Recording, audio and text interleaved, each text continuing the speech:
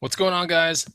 Bonafide Hustler here, coming to you live from Austin, Texas, in my office. It's good to be back, and I say that because I just came back from a really cool snow trip.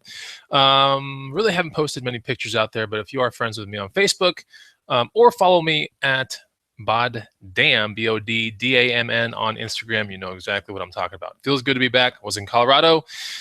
And honestly, the one major thing in Colorado that I noticed over everything, and it's very interesting, but you know everyone knows about it, is it's hard to breathe up there, right? And it takes about a week or two to get acclimated, which I never got acclimated. I only went on a 5-day, 6-day kind of ski trip. Never got acclimated. It's the weirdest feeling in the whole entire world. But I am here, I am back, and today we're going to be talking about 10 great items that you can sell on eBay. In fact, there are 12 actual items that we're going to be talking about today, and so it's kind of like a 2-item bonus. But I just want to make sure some of this stuff you're going to see and you're going to be like, well, didn't you talk about that in a previous video and whatever? You know, the whole point of these videos is to show you guys like my bread and butter, like the things that I look for and the things that make money, the repeatables that you can find out there. Now, about 70% of the things that we're going to be talking about today are repeatables, and then about 30% are, items that are a little bit harder to find, but if you find them, you should be, rewarded handsomely. So I want to make sure that my sound is good. That's very important when we do a live show. Would hate to go through the whole thing sounding like crap, right? So make sure that my sound is good. I'm going to shout out some people in the feed that have come and stopped by. Hopefully you're going to stay for an hour, because that's about how long this show is going to be. And anyway, so yes, I am the Bonafide Hustler. I reside in Austin, Texas, and I buy stuff I find from garage sales primarily and thrift stores, big box stores, at certain quarters of the year. And I put it on places like eBay, Amazon, Craigslist, my antique booth, and consignment stores in town. So that's what I do. I'm also one of the creators of thegreenroomuniversity.com. It's a place where, as of right now, 851 members are learning about the art of reselling. And basically, we have a lot of experts and intermediates in there. So check it out if you want. The links are down below. But the very first link down below is something very interesting, right? So let me kind of preface this with the fact that I think we're going to be on the best garage sale season of our entire lives coming right up, okay? And when I mean that, I mean like garage sale season typically starts getting really good around March. And, it goes to, in my eyes, it kind of goes all the way up to until about May or June, okay? When I say garage sale season, this is when peak is occurring, big time, places are coming together, having garage sales. Tons of people in town think the weather's good, having garage sales. And here in Austin, Texas, we usually have year-round garage sales, but there are 2 definite seasons in my town. Now, if you're in Florida or something where the temperature is very equal, then the garage sales are going to be, always really good. But for most people in America, there's like a season, right? And so we're coming upon, I think, the best season of all the seasons ever. And what I mean by that is this is a really, really good time to make a ton of money in a very small piece of time. Every Saturday or every Friday, sometimes even Sunday, you got to go out there and you got to find some of this stuff. So today we're talking about 10 items that you can put on eBay. But if you really want to know about a lot more things to sell, not just on eBay, but eBay, let's say Craigslist, Amazon, you got to get this guide and prepare yourself for the greatest season on earth. This is going to be really, really good. I don't usually say things like that without being 100% confident, right? We had a very good 2016. When I say we, I mean like the US economy had an extremely good 2016. People spent a lot of money, and that means a lot of people are going to be cleaning out other things in their house to bring in the new goods that they've bought through the 2016 year. So, 2016 had super low gas prices. People traveled, people bought stuff, incredible Black Friday, incredible, Cyber Monday season. I mean, everything was just amazing, but people's houses kind of stayed the same. So that means like when you bring in new things to the house, other things have to go out. And a lot of times these are other high quality items. And these high quality items are things that we can pick up and we can put on eBay and Amazon, Craigslist, whatever. So this show that we're going to be talking about today are just items that we can put on eBay. But just remember that if you subscribe to my channel, that's not the only thing that I talk about. Okay. So one thing I want to remind you guys, because I get this question a lot, which is how can I get notified of your live streams? Because I don't ever put them at like a dedicated time.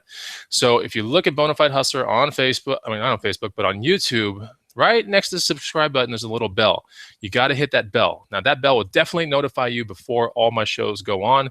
So that's a really important thing. It's the easiest way for me to answer that question, because I get hit with that question all the freaking time. Like, how can I know when your live shows come about? Because the advantage to a live show is that you can ask questions live, right? Whereas I'm getting to the point now where it's very hard for me to respond to any of the comments in YouTube because there's so many that are coming through.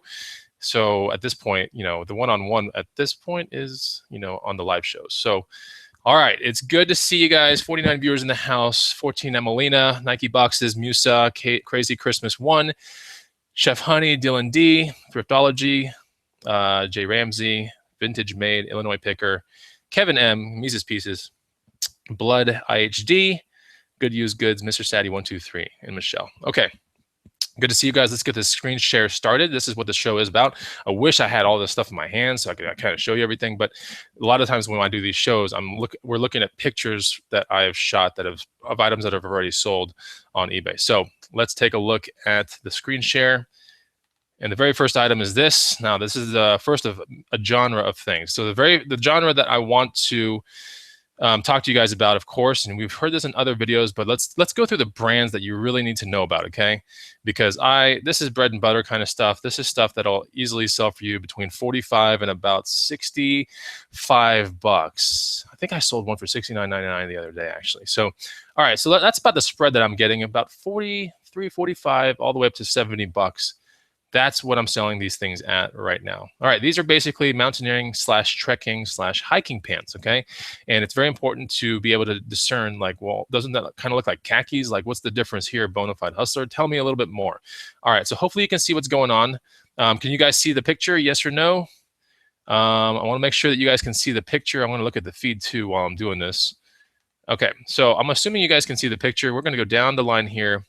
And so this basically looks like a pair of khakis, right? Or a pair of chinos, whatever you want to call it. But there's some certain things that you need to take a look at. One is the stitching is very, very high quality. Look at this. There's a triple stitching right here on the pocket because, a human being's hand's going to come in and out of this thing all the time, taking things out. Maybe a camera's in here. Triple stitching right here to make sure it doesn't fall apart. Double stitching right here on the crotch zipper area. Anyway, let's keep looking at this. This is a Mountain Hardwear pair of pants. The sizes kind of doesn't really matter at this point, right? Because they did sell. These, I believe, were around 47, if I'm not mistaken.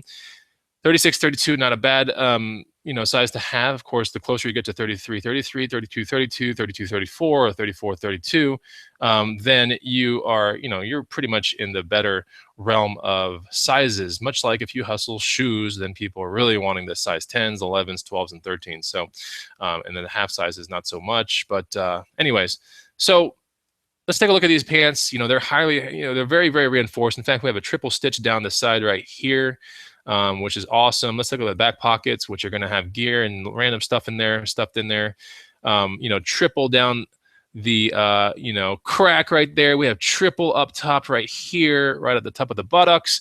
We have triple on the actual pockets. So you can see that this is definitely something different. Go into your closet and pull out a pair of jeans and see how many stitches are on the back of these things. You might have one or two, but you'll never have a pair of jeans that usually has 3 unless you're dealing with these Mountain Hardwares or other brands. So when you're taking a picture on eBay for these kind of things, the most important thing to do is have a very non-distracting background.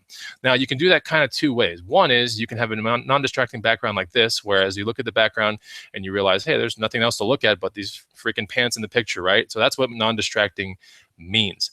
The other thing that you want to keep in mind is when you're hustling these things is make sure to take a picture of the cuffs, because if someone did use them, which there is still some money in used ones, it could be Carhartt, it could be Kuhl, Mountain Hardwear, Prana, Patagonia, Mountain Khakis, definitely have a picture of that bottom part of the hem right there, okay? So hopefully you guys can see that.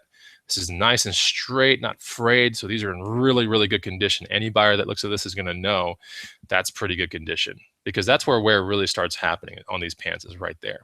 All right, so here's another pair of different brand mountaineering / hiking, trekking. These are Mountain Khakis. Great, great brand. I believe maybe out of Wyoming, if I'm not mistaken. So non-distracting background, check. Right, here's the actual picture of the little cuff on the leg, ankle cuff, whatever you want to call it. So there it is. This is, I believe, the same exact pant. Yep, it looks like a different shade because that's just the way the light hit it. But let me make 100% sure. I believe this is the same picture. Okay, anyway, so, you know, we have a nice, not screwed up bottom part right there. We have triple stitching down the legs. Here we go, mountain khakis. So their pocket design is a little different. It's more ergonomically friendly, as in the hand goes in from the side, and it's nice and reinforced with a a double stitch right here. They all make different types of stitching, but you'll see that the materials are very, very good. They're reinforced in the right areas. Like this one's triple stitch right here at the crotch, triple stitch right down the sides. And this is the reason why I'm emphasizing triple stitch is when you look at those lines of pants at thrift stores, that is one of the easiest ways to pick these things out, is looking for the triple stitch. That's the real way that I find most of them, is looking at the stitching. So here we go, mountain khakis. I believe this is out of Wyoming, although it says made in Cambodia. Of course, that's just no different than any private label product at this point, except, you know, they basically tell the people in Cambodia, like, build this and, you know, triple stitch here and there, double stitch here and there, make it out of canvas or whatever it is. And then voila, you have a product, right? So here is a men's original mountain pant. They have one called like men's Teton pants, and they have like all these different names, but original mountain pants really a good one because it's extremely tough. It's like a pair of Carhartts, right? It's extremely tough. So here's another brand right here called Kuhl. Everyone has heard me talk about Kuhl. Kuhl is an interesting company because when you go hiking in these, they have these stitches, not stitches, but they have these, I don't know how to really explain it, but essentially when you put your knees and legs through here, your knees end up in this one area. They have these articulation joints that are stitched. As you see, you can take a look at that right there. Here's some other ones on this pant, but then we go to the mountain khakis pant, and you don't get those. See, they're missing, right? So this is one of the things that makes Kuhl pants extremely comfortable, especially when you're descending or ascending down a trail, or, you know, one of those kind of things, because it actually ends up feeling better for your knees. They don't snag as much when you have these kind of little weird stitches right here. So now they do double stitching down the side. Kuhl pants a lot of times have these little like copper rivet looking things right here at the pockets. We'll get to those here in a second. And there you see the copper rivets, double stitching on the crotch.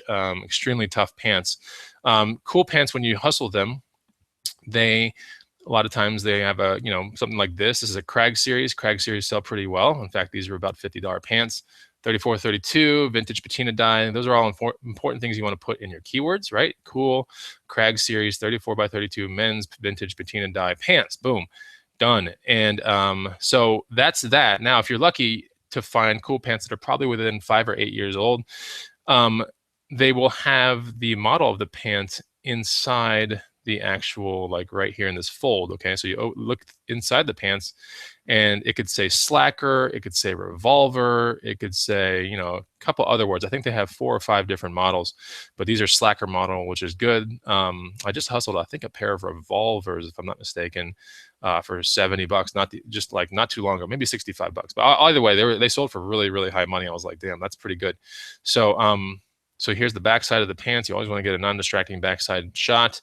And then, so that's that. So as we see, those are Kuhl pants. I want to make sure I answer any questions if there are any questions.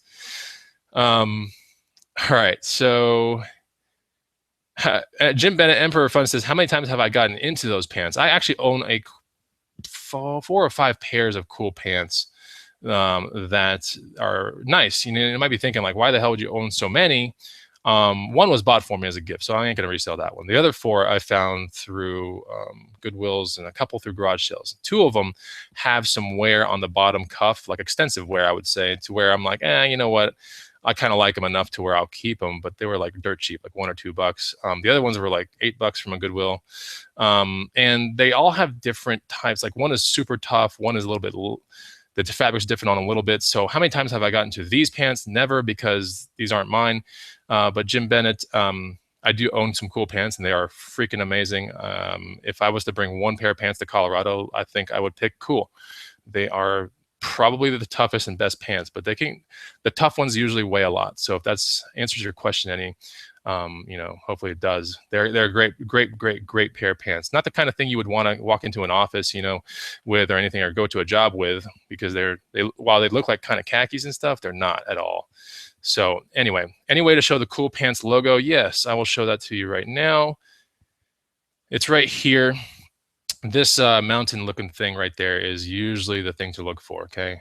And when I say Kuhl, it's Kuhl. It's not Cool. So a lot of the pants that you buy from Kuhl won't even have this "Born in the Mountains" part right here. It'll just say Kuhl, and some of them have suede leather for this inside band right here, and that's probably my favorite pair of pants that I have is the one with the suede leather. It's super comfortable. It's hard to explain until you get into them and you realize, like, man, everything is done right on these pants. Every single piece of it is done right. So, but like I said, it's for casual use. It's not something you would want to go out with at nighttime in a nice place. It's different type pants. These are mountaineering, trekking, hiking pants. Okay, they're big on the cuff on the bottom because they have to go over hiking boots sometimes, things like that. So anyway, okay, so we have Shag Donk says this is her turning into a hiking stream. No, I just want to make sure that you guys understand, like, kind of how my eye works and how my thought process works. And when I see these things, I want you guys to be able to make money on my behalf. But I feel as if I have to teach this stuff correctly so you guys understand what to look for, to where it at least opens up. You sit there and you open up your phone and you start researching it right there in the store. Go, okay, let me just make sure Bonafide's right. And if you have a good one, and I've had plenty of people come back to me saying, man, I found my first pair of Kuhls. You're super awesome. Like, and this is what I aim to sell them for. We have plenty of people in the green room that have sold Kuhls before. So I don't want to be the person that like claims like I've taught you guys about this, but when I feel as if it's a responsibility of mine to tell you how I have sold them for such good money. And it's very important for me to teach you guys correctly. So, all right, let's go to this next thing right here. I had a question in the green room the other day about camera bags, and the question was, let's talk. Oh, it's actually a topic. It was just like, let's talk camera bags, Bonafide, hustler, help us out kind of thing. And so I talked about 3 brands. One was Lowy Pro, one was Kata, Kata, and the other one was Tamrac, Tamrac. Those are probably the ones that you're going to find the most in the field. You might find a Dolica out there, Dolica, but this is probably the lead one you're going to find. This brand right here called Lowy Pro. Okay, so this is a CompuTrekker AV something. It's an interesting bag. It's one of their better ones, honestly. In fact, this is the one that I use, not this one that we're seeing in the picture, but I have one of these. And this one that I found right here was $7 at a garage sale, if I'm not mistaken, about $7. Could have been less, but I think it's $7. Or I think that's the one I recently sold that was a Tamrac. So maybe this one was a $5 bag. So $5 bag has a little bit of fuzz right there. Not a huge deal. Cut that off before I sold it. You can cut it with a nice, precise pair of scissors, right? Anytime you see fuzz like this on anything, really, you definitely want to be cutting it off so your pictures turn out better. Now, this is the picture like after directly finding it in the field. This isn't the picture that I threw on eBay. So, but this was the picture so I can show my haul to, green room and stuff like that. So, yeah, this is a Lowy Pro bag. I think it's a CompuTrekker AV, like 120 or something. And inside, it's a camera bag, right? It has all these little sleeves and protection things that you can adjust around. These are all Velcroed to walls. And you can adjust the entire inside of this thing depending on what you have that you want to put in it. Do you want to put big lenses in there?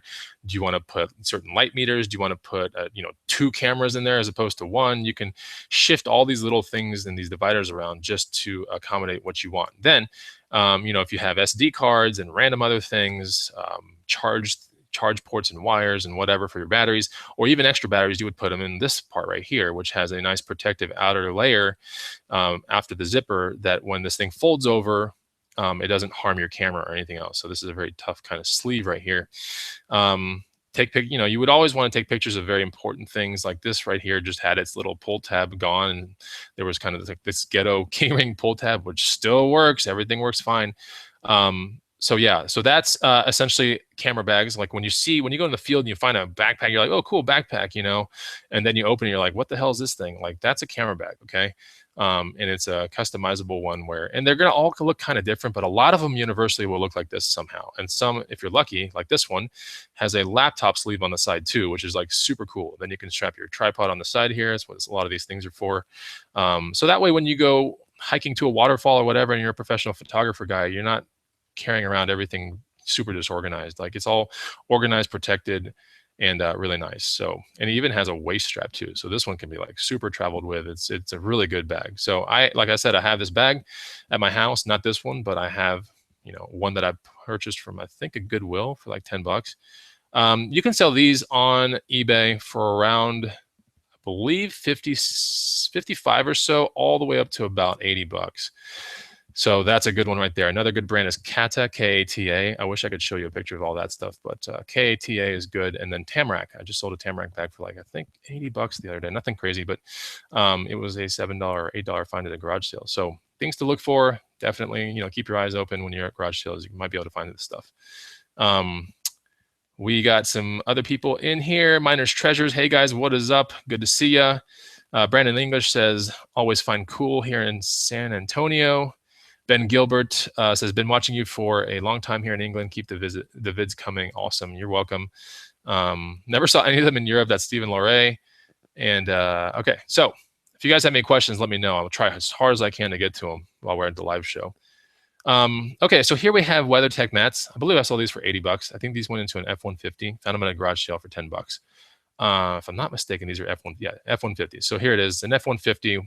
Now you might be thinking, like, what the hell is this thing? Okay, so this is WeatherTech mats. They're basically, have you noticed, like, if you ever buy a new car, you have a car and it's like snowy weather or it's fall and there's rain and you track all that stuff that you're walking in and back into your car. If you have carpet, it starts smelling after a while. The carpet gets gross and matted down. And it just, I don't know. It makes the car smell weird, and it's hard as hell to vacuum all the little bits from it and all that stuff. So, there's a company out there called WeatherTech, which makes computer designed, like, I don't know how to really explain it, but they have a little laser computer thing that like figures out the inside of every car that they make one of these things for, and it's like custom fit for your car. And essentially, it's like plastic buckets. It's like having your car turned into almost like a Jeep, right? The interior of a Jeep. If you ever owned a Jeep, they have drain plugs and they have, interiors that are typically, almost like rhino lined and really hardly any carpet in a Jeep. So because it's an all-weather kind of machine. So I'm not saying that you can turn your car or truck into an all-weather machine, but you can at least get the floor mats to where if you come in with snowy, boots or rain all over and mud all over your stuff, you can basically come in here and just operate your vehicle with muddy and crazy boots. And the thing is, once you're done, you pick up this liner, you pick up this whole thing, and then you throw it under your garden hose and you blast it all off. In fact, these things right here are channels. So if you get water, it actually channels the water away from right where your foot would be on the accelerator or gas pedal right here. You notice, see like how these channels stop right there so that your ankle can sit down and not be wet, or be slippery when you're operating your vehicle in very weird conditions. So F-150, this was a $10 find at a garage sale. It's the same video where I saw a Back to the Future car in a garage. So if you can find that video, there you go. I believe this one sold for $80 if I'm not mistaken.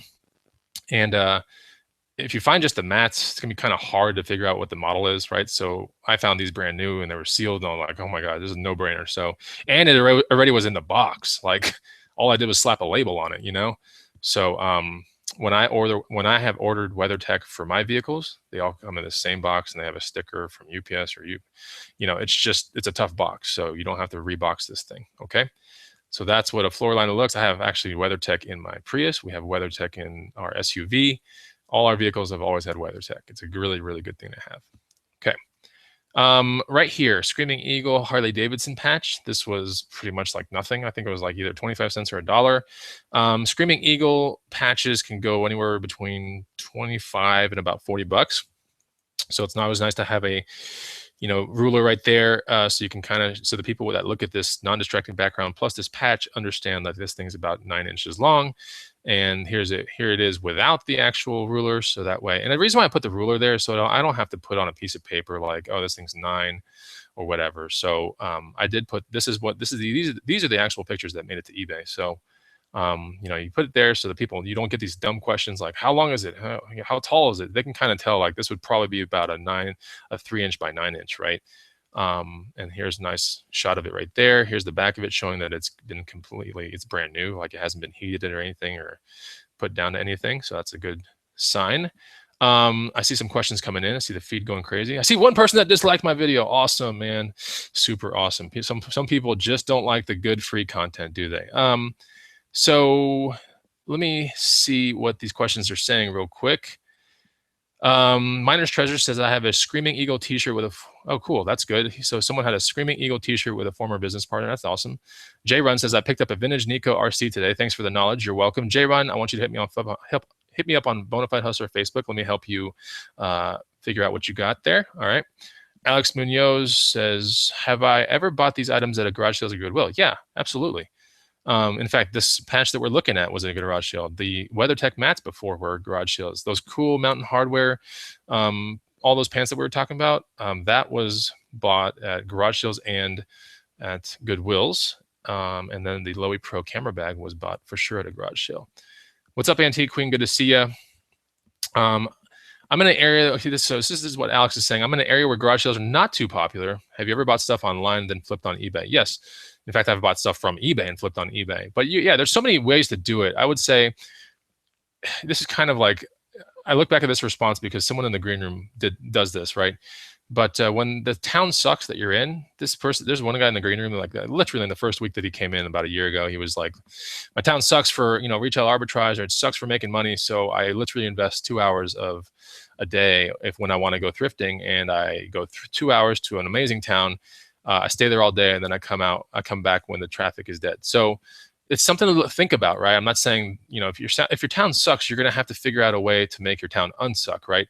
But if your town is good and you got, great opportunity, is my town amazing? It's good, right? It's adequate and suffice. But people in Florida, for example, have much better opportunity than I do and can kill it literally like every hour of every day.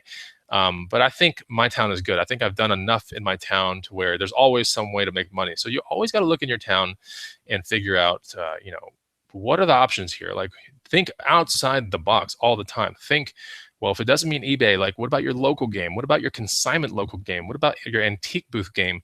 And if it all sucks and you're like, there's just no opportunity here, then yeah, think about an hour or two trip to make it happen, right? Once a week, move it to twice a week, whatever, makes you feel good when you come down to your monthly profit numbers and you go, okay, that was worth it, right?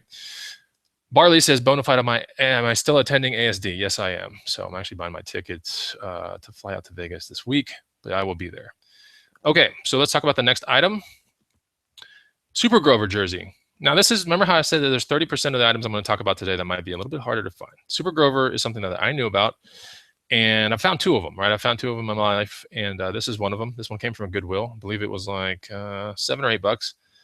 And so Super Grover jersey is made by Pearl Izumi. It's kind of a rare jersey, but it's one of those things that I guarantee you, like the funny thing is, like, it was 2 months ago in the green room and someone's like, holy crap, Bonafide, like, I found a Super Grover jersey. So it's not uncommon to find it. It's just, that's one of the stories I remember recently about it. It shows a Grover with a cape, right? And it's front and back. It's made by Pearl Izumi. It's just a freaking bike jersey, okay? For cyclists. Nothing special. Always want to take a picture of that bottom part, make sure it's not frayed or weird. And there it is, an extra large. So it's a great size as well.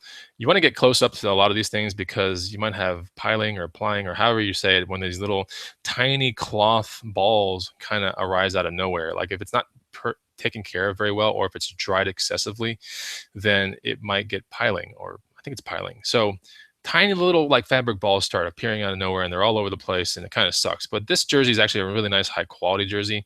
It's a 3/4 zip, meaning that the zipper doesn't go down all the way. It goes down 3/4 of the way down, and which is basically used for ventilation when you're like cycling. Typically at the end of the ride, you would open up your jersey.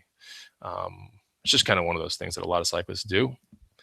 So yeah, it's an extra large Super Grover, right? Pretty cool little jersey.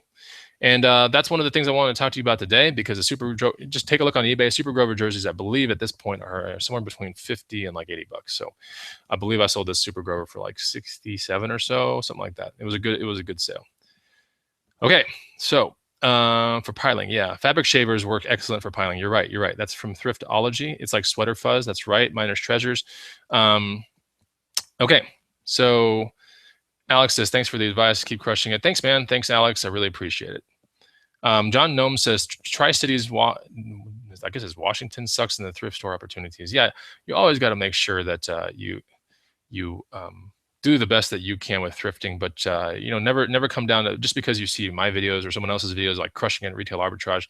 I would say RA is one of the, if you're leaving a crappy town, like RA might be one of the, I would look at that first, especially if you have a seasonal thing that's affecting you, like snow and cold weather. Then yeah, that's pretty much garage sale raid right there. Like no garage sales, and you might get estate sales maybe, but when the weather starts turning real bad, my mode turns to thrift stores, pawn shops, and big box stores. So, and don't forget about outlet stores too. So just remember, like, I think really within most cities in America, there are outlets, there are big box stores within 1 or 2 hours. So just, you got to, like, think outside the box. And if you want to become a reseller, or you are a reseller, you want to increase, your hobby part-time or do better, think about investing time into your business. And time doesn't mean listing and all. Time can mean distance, like getting in a car and going somewhere. All right, Mises Pieces says Bonafide is the only reseller I trust. Stand up guy for sure. Thank you so much, man. I appreciate that. I don't ever want to be like, I don't ever want. I love the comment. Thank you so much. I don't ever hang myself above anybody else. I'm just, I'm here just teaching you guys. And if I ever get to meet you guys in real life, like, it's always like just a really good feeling. So it's funny where YouTube can take you sometimes. So okay. Let's go. Oh yeah, and auctions too. So, like, here's another way to make money. Murray Zuckerman says I would go to a full service auction every week. So there's a lot of ways you can do it. Okay, there's a lot of ways you can do it. Nanette is making some clarification upon piling or pilling. Pilling. Okay, maybe that's it. Yeah, balls of fluff on a surface of fabric. Pilling. Nice. Thank you so much. I love that. I love getting corrected, especially with things that I try saying it and it doesn't come out the right way. So okay. Let's go to the next item. Okay, so we're going to be looking at a lot of GoPro things here, okay? Because GoPro stuff, as you guys know, GoPro is an action camera. In fact, let me show you the camera. Okay, so here's a Hero 3 Plus Black, and I found this at a garage sale, I believe. Yeah, if I'm not mistaken, a garage sale. I believe this whole thing was like $30, maybe 40, something like that. So this camera right here, I know sold for about 75. And I really messed up on this one, so I'll tell you the story behind it right now. So I think it was $75 for all this stuff, and it came with a Hero 3 Plus Black, which the guy was like, there's major issues with it, and it shuts off all the time, which is a known issue for the Hero 3 Plus Black. Now, if you hear me saying Hero 3 Plus Black, you're like, where the hell is the black part coming from? If you look at the color of the 3, so I see how the 3 is black. So yeah, that's the black model. Like the Hero 3 Silver will be silver. The 3 will be silver, right? And I don't believe there's even a plus silver. I think it's just Hero 3 Silver. And then I think there's even a white version as well. So that's how you kind of know what you have. So yeah, Hero 3 Plus Black I think it had a little bit of damage on this ring right here. Nothing crazy because that can be swapped out. But it just wasn't working properly. And when I booted it up and I tried it out, it was like shutting down every now and then. So get this. I ship it off for $75, 75, which means I made all my money back in one sale, one tiny thing, which I knew this was going to be the one that make all the money back on. And when I did the research on it, I believe non-working GoPros at that time were going, and I think this picture is about a year old, honestly. Like non-working GoPros at that time were selling between 60 and I think 130. So I started my thing at 130, and of course, eventually I had to lower it down to like 100. Then I get an offer for 75 and I take it. So that's kind of how it played out. Yeah, funny thing is I got feedback from the guy and it said, wow, I just did the update. Perfect camera now. No issues. I'm like, oh my God. I'm like, why didn't I think about that? So yeah, when these things have issues, a lot of times the software can be corrupt and the update's not done. And it's kind of a pain in the butt to put it to get it updated, because you have to have a certain USB cable, and you have to follow all these directions, and it really, really sucks. It's kind of, I wouldn't say it's hard to do, it's just time consuming. And I never thought to do that.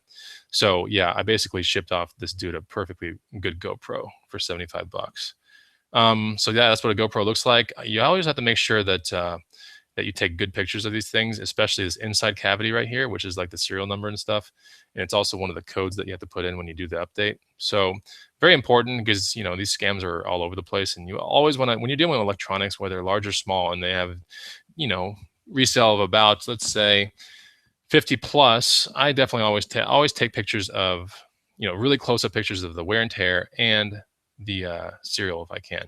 So this one had a little bit of like wear and tear right there on the side. You can barely see it, but you can see it in that picture. You can definitely see it right here on the ring. You can see it here. You definitely want to get as close as you can on these things, every angle possible. And yeah, good camera. Honestly, a Hero 3 Plus is actually a great camera. I have a Hero 3 Silver, and it's awesome. A Hero 3 Plus is great. I traded mine in for a Hero 4. They're up to Hero 5 now. And they're just fantastic cameras. All right, so the whole lot came with all these other things, and these are basically mounts and extension pieces. So this was another separate auction, not auction, a separate buy it now that I did right there. I believe this was like 28 bucks or something, nothing crazy. I had a Hero back lot right there. These are all the backs of the camera once they're in their actual protective casing, which means you can take the GoPro underwater sometimes, or you can take it. It's just basically a big protection piece. So we had different types of doors here. We have the skeleton door, which has the holes cut into it, so you can hear wind noise and stuff. So if you're, bringing your GoPro on the side of a car, for example, you would definitely want to put it in one of these cases and maybe have the skeleton door, right? So you can hear the wind and you can get the feeling of what's going on in the film. If you take it underwater, then you probably want one of these more like, solid backed ones right here. And you can interchange all these things with a GoPro. And then there's even one where it's like touchscreen friendly, like this one right here. It has a very thin layer of clear plastic material, and then you can have a touchscreen kind of ability if you have the touchscreen like thing to put on the back of it. So there's all these little, it's very modular, the GoPro, right? You kind of buy the basic product and then you buy all random mounts, and it's crazy. Like it's a really interesting, it reminds me of Skylanders. Like you buy the first Skylanders thing, and then to unlock pieces of the game, you have to have certain other Skylanders. And by the time, here's a fun fact for you guys, but by the time a kid wins Skylanders, and this is like a 2-year-old kind of game, or maybe a year-old, but by the time from the first dollar spent to the very end, it's I think I read somewhere, I think it might have been in Reddit or somewhere, or even on Amazon, one of the ratings, but it said it was around $743 that a kid would spend just to beat the game from start to finish. Isn't that like mind-blowing when you think about it? Think about that from a company perspective and marketing perspective. Like that's a completely successful product. If a kid wants to play a game that bad, you as a parent are going to be out $743. So it's pretty nuts. It blows my mind. All right, so here is essentially what the cases look like for the GoPros. This is actually a case for a GoPro Hero 4. So that one had to be separated, right, from the whole pack, because the Hero 4 case is slightly smaller than the Hero 3 case. So that one had to be on its own kind of like deal. This thing right here sold for like 30 something bucks. I mean, a brand new one's about 50 out there. So, and this is authentic GoPro stuff. This is not copycat Japanese eBay GoPro stuff, that does exist. So, all right, so here's the GoPro. And then to, make sure that I stay organized on this stuff, everything went in its own poly bag, not poly mailer. Yeah, I guess it's like padded. It's called Manila padded poly. No, Manila padded envelope, because not poly. It's like just Manila padded. Like you can kind of see that this thing has pads inside. Okay. And that's how I kind of do it. I put it into a bin, right? Because I'm notorious for like taking pictures, then throwing the items right where they need to be, putting them in a box. So that way, when it comes to like selling it and the person buys it, I know exactly where it is. I'm not fidgeting around, like making the lot come together mysteriously. So here we have GoPro Hero backs. We have GoPro attachment lot, GoPro 3 Plus lot, GoPro number 3, blah, blah, blah. We have the GoPro backs are in here, the 3. Yeah, and here's the black GoPro itself is in this one. So that's how I did it for organization. So when you start doing things like this and splitting up big lots, you have to get organized. Very important, okay? Very, very important. Yeah, so here's something, someone's saying, I pick up the best stuff possible. I mean, look, like when I go to a garage sale, I try to pick up everything that goes within my actual risk protocol or risk preferences. I'm going to come back to you guys here in 1 second here, okay? Here I am. Okay, so I try, when I go to garage sales, when I go to, not estate sales, but garage sales and thrift stores, I try to leave buying everything possible that can sell within a reasonably short period of time. And I make sure that it lines up with my risk preferences, and it lines up also with markets being thick and thin, meaning GoPro, if you take a look at the market on eBay, it's like an enormous market. There's like a bazillion things, like 13 pages worth of like data. It's a very thick market. It means if you want to get into that market, you can get out whenever the hell you want. You can lower your price and out you go. Like that's a thick market. I like that. Okay. And thick markets are always one of those things that as a reseller, you got to be looking at that. It's no different than like Amazon looking at rankings, right? Because if the lower your rank, it's like the thicker the market is. Like if you notice that when the rank is like super low, there's like you know what I'm talking about, SHIT load of people trying to sell the product, because it goes like that. It's fast, but it's a good market because if you want to get out, all you got to do is like lower your price to X and out you go quickly, right? So that's kind of like how I do my hustling. Is I look for good markets and I look for things that are going to take a short amount of period to sell. Now, the longer the period of the item it takes to sell, whether it's a specialty jacket or something like that, and if you go into eBay, completed, sold in the past 90 days, and you realize there's only like 2 of them, yeah, you might be holding a rare item.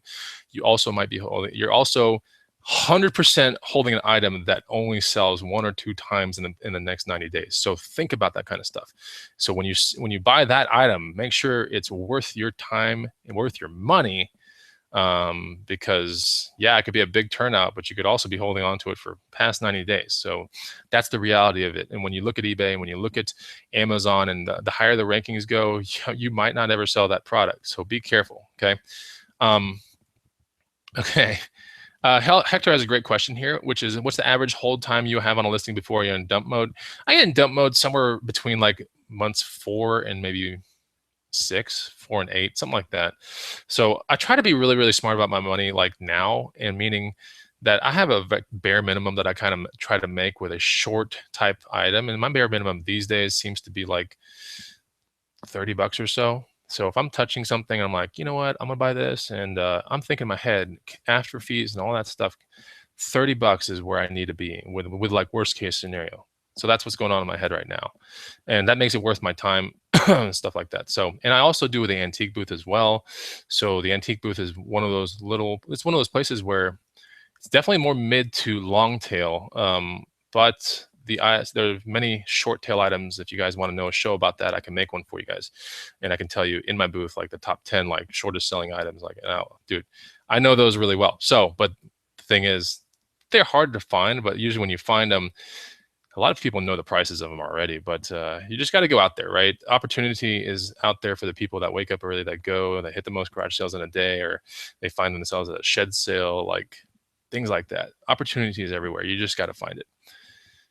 Okay, just Jana says, hey, Bonafide, very inspired by you. Great content. Getting an antique booth as well. Oh, cool. And actually, while I'm on the topic of antique booths, my booths to bucks guide is actually dropping in the green rooms very, very soon, like extremely soon. So it's something I worked on like many months ago, and it's definitely dropping in the green room soon. If you're a green room member, just go check it out. It'll be there probably within a week or 2. I might put it on the open market. I'm not 100% sure here. It's just something I created within a week or 2, and it's pretty interesting. I mean, it's just about antique booth stuff. So, okay. 14 Amelina, will I ever do a video of my organizational system? Well, you get hints of it in some of my other videos.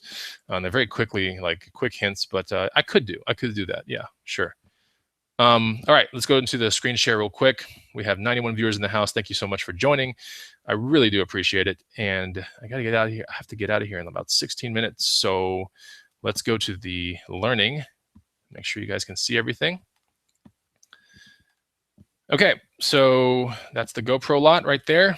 And next up, we have a little bit more rare kind of Vibram shoe. These are like the wool Vibrams, as you can see. So these have pretty interesting resale, around 60 to 80 bucks, I believe, if I'm not mistaken. And these were 10 bucks at a Goodwill. So, you know, a nice pair of Vibrams. Actually, you know what? Now that I think about it, these were not at a Goodwill. This was at a garage sale for like $3. So they're made by Smartwool. In fact, you can see kind of like the Smartwool logo right there. Very, very cool. So if you're looking at Vibrams, you want the top of the Vibram chart. These are really good. Also, these like Australia, kind of almost like kangaroo-ish type Vibrams that are brown, a little bit more high top shoe looking. Those are pretty cool as well. Very hard to find. So yeah, this was kind of a very hard thing to find right there. There's the Smartwool logo. No rips. Anytime you deal with anything wool, you must sit there for a second and look for holes, okay? If I had found one tiny hole in this thing, I would have never touched it. And that's the same kind of thing for most Woolridge things. Just, you know, you can repair wool. It can be done, right? Only thing is, a hole kind of like kills the sale pretty quickly. And, you know, someone that buys your item is literally looking in like repair mode at that point, not this is what I want to buy all the time mode, right? So when you're dealing with wool products, always look for holes. One of the easiest ways you can find the holes is to hold it up to light, okay, and look through the fabric. That's one of the easiest ways to do it. When you deal with Woolridge stuff or Smartwool stuff or any of those things made out of wool, there's other amazing brands out there as well. Definitely spend time looking for the holes, because most of them, 50% or more, will have holes. about 50% or more. Just remember that. So, all right, so there we go. The bottoms are in really good condition. Okay, so when you deal with this shoe, you know it's a smart wool. So all you have to do for research is just put eBay, smart wool, Vibram, and you'll find them pretty quickly. But if you can't find them, and if you can't find the whole like model, there's always a tag inside, or it's printed on the inside of the shoe. Okay, actual ink on the inside of the shoe, and it'll have this little code like MS108 or 3747 or 4350, you know, whatever. But there's always like a code. Usually the code is like 4 digits long. This one is a weird one, right? But it tells you the model of what it is. It might be a Komodo, it might be a Speed, it might be one of their other ones. They've got at least 3 or 4 really good like ones to look for. But I know that's Komodo is one of them, Speed is one of them. I want to say Bikila is one of them, Bikila. So just something to look forward to when you're trying to identify. That's definitely one of the ways to do it. I would not buy these things if they're in terrible condition or even middle grade condition. Only in mint I touch and buy these things. So the bottom of them looks amazing. You can tell wear and tear is pretty much nothing. And there you go. All right, let's go into the GoPro part real quick again, because this should have been put on that GoPro section, but I want to talk about this remote. The remote, this is a GoPro remote, and it works for, I believe, the models that are like 2, 3, 4, or maybe just 3 and 4. I don't know. Could even be 5. I don't own a 5, so I don't know if it works on a 5. But essentially, this remote allows you to control the GoPro wirelessly. I think through Wi-Fi, if I'm not mistaken. Okay, so essentially, when you might rig up your GoPro, like why would you even want this thing, right? That's the question number one. One is some people attach this to a selfie stick, and you can press the red button right here, and you can have your GoPro like 40 inches away from you on the stick, and you can press the red button, and it'll take a snapshot, right? You can have it you can have it away from you, and you hit the record button, and it's recording now, right? That's one way that this thing is semi-handy. It's actually very annoying, I'll tell you right now. And it is wireless, like Wi-Fi, because you can see here it is transmitting. So the other way that you can use it is you can put your GoPro really far away from you. Like, let's say you're at the top of, like, not really far, but like, you know, reasonably far. You're at the top of a downhill track, and you rigged your mountain bike up, and you're about to go through this one section that's really cool. And so you can put your GoPro, you know, with a nice clamp on a branch, right? That's like way down the way, let's say 100 feet, 300 feet, something like that. And then you can strap this thing onto your mountain biking handlebar, and you can just hit record straight up, right? Or you can hit record when you get closer to the camera, so that way you're not just burning up film. So that's another way you can do it as well. I think it's very interesting. There are a lot of uses for it, and you can also link up GoPros in series, and then when you're ready to do like your skateboard trick or whatever, you get like 3 or 4 angles, all the GoPros hit on at the same time. And this remote control is something you can literally have in your pocket or in your hand, and you can hit record, and all the GoPros are ready for the trick, right? So something to think about. It has a very interesting charge cable, okay? The charge cable is very proprietary to this thing. If you don't have the charge cable, it's impossible to charge this thing, because the end of it looks like this, okay? It's almost like a Garmin looking thing. So yeah, super, like you definitely need it to test it. So there it is, Wi-Fi remote. Once you take this part out, you can put this part in, all right, and it becomes like a key ring kind of thing. Like you can put it on your keys, or you can put it like on the side of your pants, if you have like a little lanyard chain or something, or even around your neck. So if you take this out, you put this in, it becomes like a little ring thing, just so you know. All right. When I sold this thing, I believe the market value of it, like new, was around 80, and I sold it for 50 on Amazon before GoPro was like outlawed. So yeah, I remember I sold it on Amazon, the strangest thing possible. Right before it got restricted, I was able to. Okay, so let's take a look at the next thing right here. Actually, you know what? I think I sold this for more. Now that I think about it, I think I had sold this for definitely more than 50, because it was discontinued. At that time, I swear that it was discontinued, or the stock of this stuff was not in any of the stores. So it was really hard to find this thing.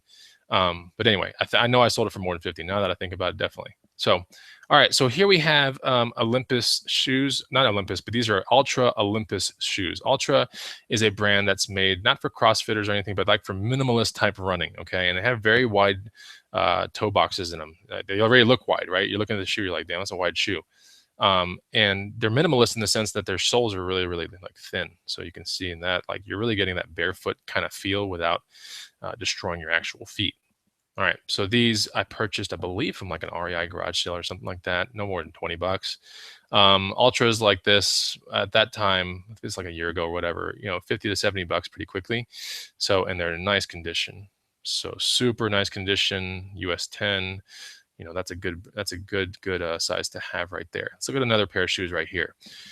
I didn't even know these shoes were, this company made these type of shoes. These are True Religion shoes, and they're such a copy off Converse, but they have this weird thing where they fold over, and it looks so goofy. Like I would never wear these things, although they were size 12 if I'm not mistaken. But no way.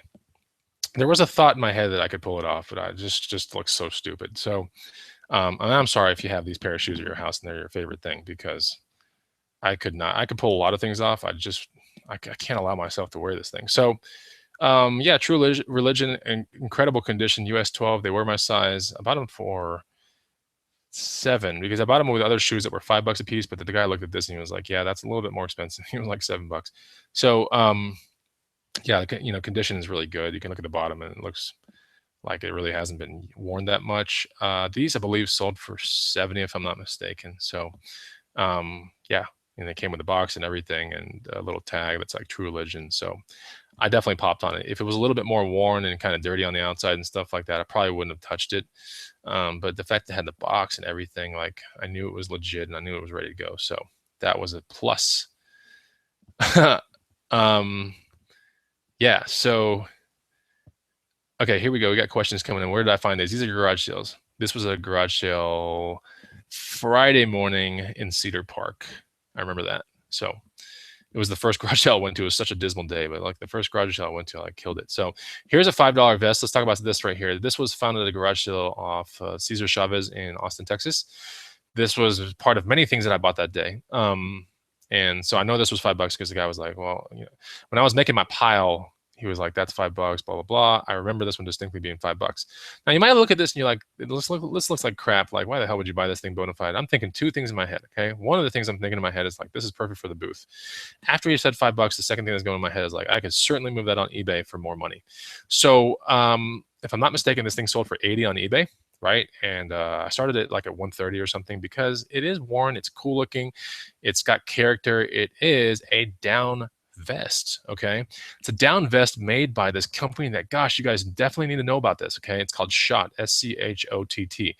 I find Schott things every single year. And usually when I find Schott things, it is a leather jacket. Okay. And so finding a leather kind of down vest like this is really cool. Like it sucks that it wasn't my size because I totally would have kept it, but it was a little Gymboree-ish on Bonafide Hustler, if you know what I'm talking about. So we have a down vest. It's size 44. I'm more like a 47, 48.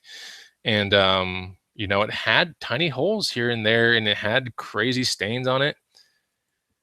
But it was in pretty good condition, basically intact, right? But I know there was like a little hole back here somewhere. In fact, I think you can kind of see it. The down feathers are coming out of it. But yeah, about 80 bucks, I believe, on eBay I sold this thing for.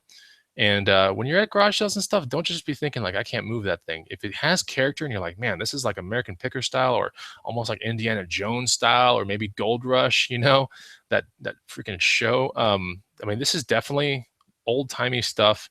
But remember, Schott till this day still makes leather jackets that are crazy expensive. In fact, hopefully through these videos, we're going to come across some other eBay pictures and I'll show you the Schott things that I have found and it's going to blow your freaking mind. So anyway, just remember that brand Schott. Okay. And if you ever find a leather jacket at a store, first of all, when you're at a thrift store, because this was found in a garage sale, you're hardly ever gonna find a Schott jacket at a garage sale for dirt cheap. You're probably gonna find it at a thrift store for dirt cheap, and it's someone that just completely doesn't understand what the hell they just priced. You have to do a lot of touching when you're at a thrift store, not the pedophile way, but do it the right way where you touch items like whether it's flannel shirts or whatever, touch the leather jackets, and when they become really tough, okay, when they become very like they're not very soft, when it becomes tough, you should start thinking, wow, this could be aviator style, this could be biker, this could be, and those are the jackets that literally have a safer profit potential. Okay, the tougher leather jackets made by good brands. All right, so then if you have a tough, that's how I found my last shot leather jacket. It was just hanging on a rack that was about to be put out, and I looked at it and I was like, I already knew what the hell I was looking at, but when I looked at the tag, it was like a shot bomber jacket with like a World War II bomber jacket, like super cool. Anyway, Green Room saw it like a year ago when I put the picture up, but all right, we'll eventually come down to it in pictures one day. So there you go. Something to look forward to when your garage sales. Pick through everything, because this was at the bottom of some junky camp gear like bin. I found this thing. All right, it wasn't like out in the open. I had to dig for it. Yeah, totally awesome. And it's not the only thing I bought from there. Remember how I told you there were holes in it? So like in the bottom part, yeah, see there's a hole right there. And a better picture right there, another hole. So something, you always want to put those things in your listings. Okay, now from the same garage sale, this was $5. This was, I believe, a Bolin.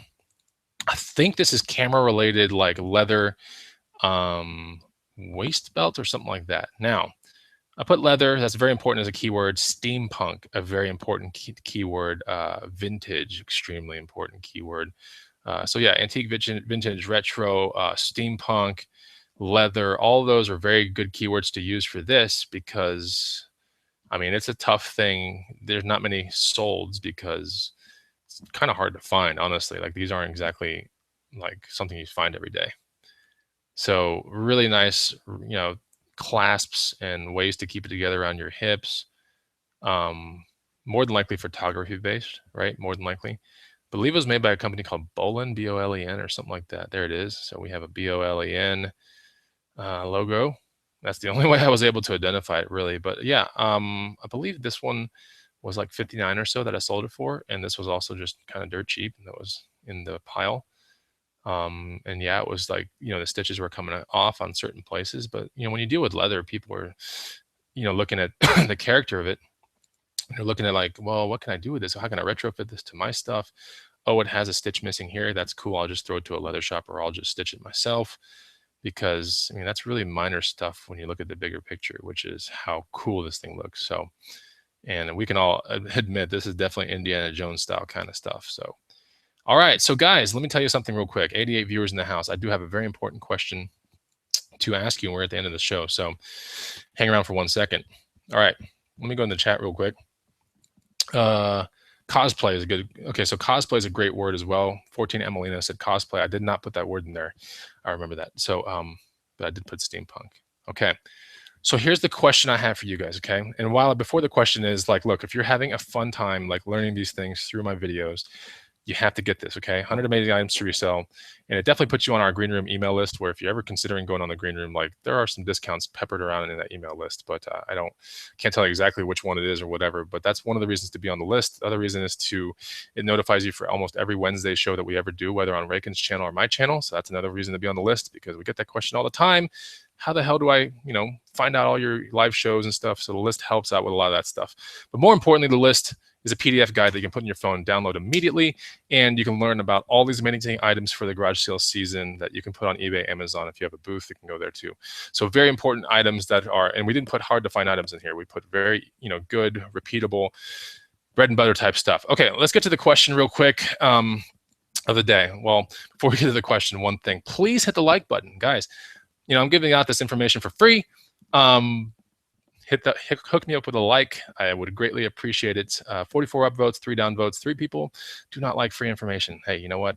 That's fine with me. But let's go into the actual question, and that is Green Room University, or the admins are about to create another free product. Okay, so that's the first thing. The second thing is, if you could influence this free product in any way, like what would you want the free product to be? Do you want it to be booth stuff? Do you want it to be Amazon stuff? Do you want it to be garage sale oriented? Do you want it to be, 50 items to sell on Amazon? What do you want this stuff to be on this next free guide? Because we want to build something now that not so much that is our creation. We want to build something that you guys want. So let us know, with a comment down below, and I might read a couple out right here on the show, but just let me know what you want that next free product to be, and be specific, okay? Be real specific, and even if it's like crash course eBay or whatever, like whatever you think about, just put it in. There's no wrong answer here. And I'll be able to look at these answers even after the show is not live, right? And I'll be able to, get some information together, and it'll influence our next product basically, which will be free. Okay. So 14 Melina says a bolo for eBay stuff. Cool. Miner's Treasure says beginner's guide to selling on eBay, Amazon. Awesome. J Run, how to private label when an investor. I like that one. eBay related. Cool. Okay. Complete beginner's guide to thrifting clothing. Oh, that's an interesting one. All right, good. Okay. So anyway, that's great stuff. Like help me out there if you can. And by the way, guys, I got to get out of here, but I wanted to take a second to thank you guys for being on my show and helping me out with cool questions and good stuff. Yeah, there's so many freaking good things coming in here. Wholesale, crash course, step-by-step FBA, fast selling products. That's funny. Okay, so but yeah, I want to take a quick second and thank you guys for being on my channel, checking out this show. I hope you really enjoyed it. Hit the like button and definitely hit the bell button next to the subscribe thing on my channel, and that'll definitely hook you up with an alert before these shows go live, because like I said before, it's getting super hard for me to respond to any comments after the fact on my shows because there's just a lot of them. So one of the only real ways to get a two-way kind of thing going is either through Facebook, which I've been getting hit nonstop through that too, and these YouTube live shows. So YouTube live shows are a little bit easier to get the question answered quickly. Facebook is a little bit more time consuming, so a lot of times I get backlogged with those, and then YouTube is just like too much. I can't get to them anymore. So I don't have all the time in the day. I wish I did, guys, but I don't. Bonafide my Filipino, that's from Greg. I'm half Filipino, I am, and I'm half French as well. And Miner's Treasure says, see you all soon. I'm going to be meeting up with him on Saturday, so I can't wait to meet you, Miner's Treasures. He'll be in Austin, Texas. Tim Cooper says, thanks for your time and knowledge. You're welcome. Yeah. So, caught half the show, good use goods. Yeah, go watch the other part of the show. It's really, really cool. Okay, so that's pretty much it. Guys, thanks a lot for watching. I'll see you on the next Hangout. Take it easy. Bye-bye.